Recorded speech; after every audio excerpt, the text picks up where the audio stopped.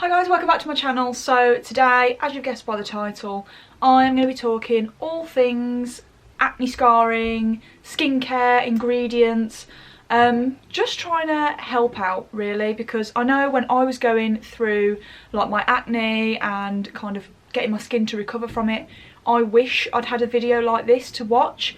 Everything that I'm going to talk about is honestly just through my own research, trial and error, and yeah, everything is just based on my own results. Just for a quick bit of background, so about 18 months ago, probably 2 years ago maybe now, I developed hormonal adult acne.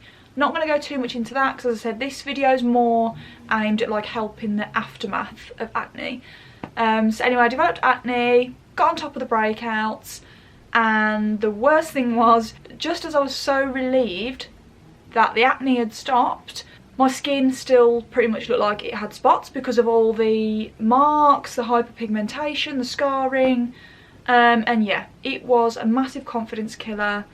It was horrible. I absolutely hated that period in my life, because I know it sounds really overdramatic, but it really does affect everything, like your day-to-day life. I would avoid certain things, like I would never go to anywhere that involved me having no makeup on. Even if I was just popping out to take the dog for a walk, I would still put concealer on. If I was going to the gym, I'd put concealer on. It was horrible. Nobody wants to feel like you don't have a choice other than to put makeup. I know we all feel better with makeup on, but you don't want to feel like that's your only choice because you're so not confident without it. But yeah, it was horrible, and trust me, if you are going through that now, just to tell you, there is definitely light at the end of the tunnel. Like 100% it will get better. You just got to go through a bit of shit before you get there. That is the horrible thing. So just to show you what I mean, this was a picture of my skin last year, March 2020, so just under a year ago. So as you can see, I don't actually have any spots, but it looks like I really do, because there was so many just red marks and pigmentation that were left over from the acne that I felt horrible with it. I'm not gonna lie, I felt horrible, especially as doing Instagram at that point was my full-time job. Still is my full-time job, but it had just started to be my full-time job, and then that happened and it just crushed me, to be honest. When a lot of your job is having to get photos of yourself, and that is the last thing that you want to do, it really plays on your mind. It's horrible. And trust me, I heard it all. When I had my acne and my acne scarring and all of that, I can't tell you how many times I got sick of hearing from people, have you tried drinking more water? Have you tried wearing less makeup? Yes, Susan, I have tried that. Guess what? Doesn't bloody work, okay? Trust me, I've heard it all. So this is what my skin looks like now. No filter, no makeup, just happy, balanced, even skin. So yeah, these are the ingredients that you need to be using if you have acne scarring. So first up, and I'm gonna mention this first because I feel like it's left till last in most videos, and I would argue it probably is the most important thing, and that is SPF. This is the one that I like to use. Please ignore the nails, but lockdown. This is the one that I like to use. So it is from Misha, and it is the waterproof sun milk. So it does have SPF 50, which is amazing. It also sits really, really nicely under makeup, which is why I particularly really like this one. I know a lot of SPFs can make your foundation pill or go a bit weird, a bit funky. I also really don't like SPFs that really mattify your skin. So this is perfect. It's really gentle, feels like skin once it's on. You don't feel like you've got an extra layer on. It is amazing. But yeah, I feel like SPF is kind of like that thing that people know they should be using, but they don't really see like the need for it. Especially us in the UK, we don't get a lot of sun here, and trying to convince someone sometimes to wear SPF through the winter, you might as well be speaking to the kitchen sink, because I feel like us Brits don't like wearing SPF in winter. We don't see the point of it, but it is so important. You don't have to be lying on a beach catching a tan for your skin to need protecting from the sun. I put SPF on every single day, even if I'm not leaving the house. The UV rays can still penetrate through your window. So yeah, even though you might think you only need it when the sun is actually out, or if it's a warm day, you don't. You need it all the time. Obviously, SPF is really good for anti-aging, it's really good for preventing sun damage, But the reason it's really good for scarring is because it stops that scarring from getting darker. Why do most of us lie out in the sun? To make our skin go more tan, and overall our skin looks darker. So what do you think happens when you've got dark scarring on your face? The sun makes it go darker and it makes it more prominent. So if it's more prominent and it's more darker, it's a hell of a lot harder to shift. So SPF should be the number one thing because it just stops it from getting worse and actually does really help lighten it. So yeah, number one, please, please, please use your SPF. So my second ingredient that I think is so good for helping marking and scarring is vitamin C. I use the vitamin C from Drunk Elephant. I absolutely love this stuff. I've actually got some of it on the lid there.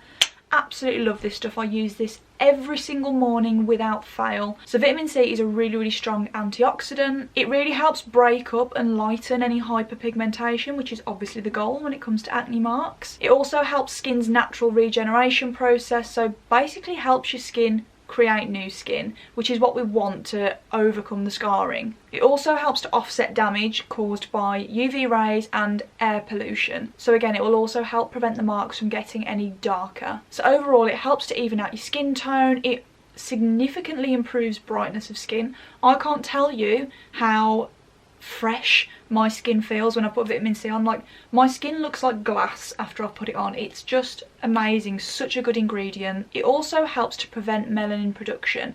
So if you're using it on your face and let's just say you do have a couple more spots that come up, it will also help prevent those turning into scarring or marks. So really good preventative ingredient as well. I love vitamin C. I would not be without it. Okay, next up, and it is glycolic acid.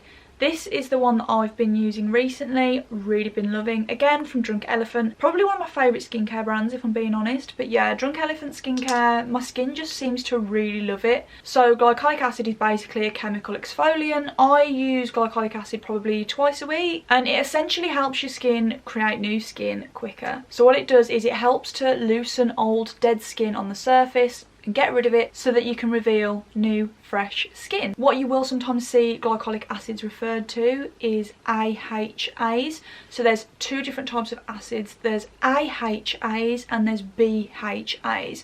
I'll get into the other ones in a minute, but yeah, if you see something and it has on the box AHAs, you know that it's got glycolic acid in it. So because AHAs are really good at helping the sort of like the skin's surface, it's also really good for helping skin texture and blemishes. So if you are someone that's got a few sort of like pitted scars, so I have on this side of my face, I'm not sure you'll be able to see it with my makeup on, but I do have a couple of little pits from old scars. Glycolic acid really helps to sort out that texture and resurface your skin almost. Because one thing glycolic acid really does do is it really helps to reduce the roughness or how raised a scar might feel or look. So yeah, when it comes to texture and the overall surface of your skin, glycolic acid is up there, number one. Brilliant ingredient. And so that brings us on to the BHAs.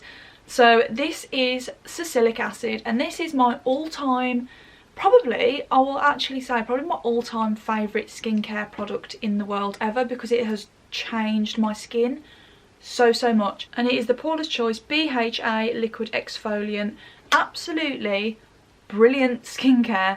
I love this product so much. I've literally been using this for months now, if not years, and nothing will replace it for me.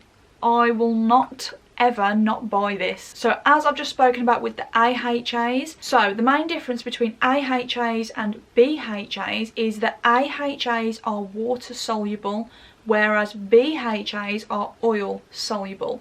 So what that essentially means is, with your AHA, so basically with your glycolic acid, it's really good for helping things on a surface level. But with your BHA, so your salicylic acid, it's really good at really penetrating deep into the skin, deep into your pores, unclogging them. It's also a good anti-inflammatory ingredient as well. So if you've got a lot of redness, it'll really help with that. It's just a fantastic ingredient, guys. You just really need to try it. And if you haven't tried the Paula's Choice one, I couldn't recommend it more. One thing I will say as well, just as like an FYI, if you do want to introduce AHAs and BHAs, do not use them together in the same evening. They are both active ingredients. They shouldn't be used together at the same time. So you might want to use this one on a morning, and then the next day you might try this in the evening. But yeah, just don't use them at the exact same time because it will be too much for your skin. And then the last ingredient that I absolutely swear by when it comes to acne marks, it is retinol. So this is the retinol that I use. It's from Murad and it's their youth renewal serum.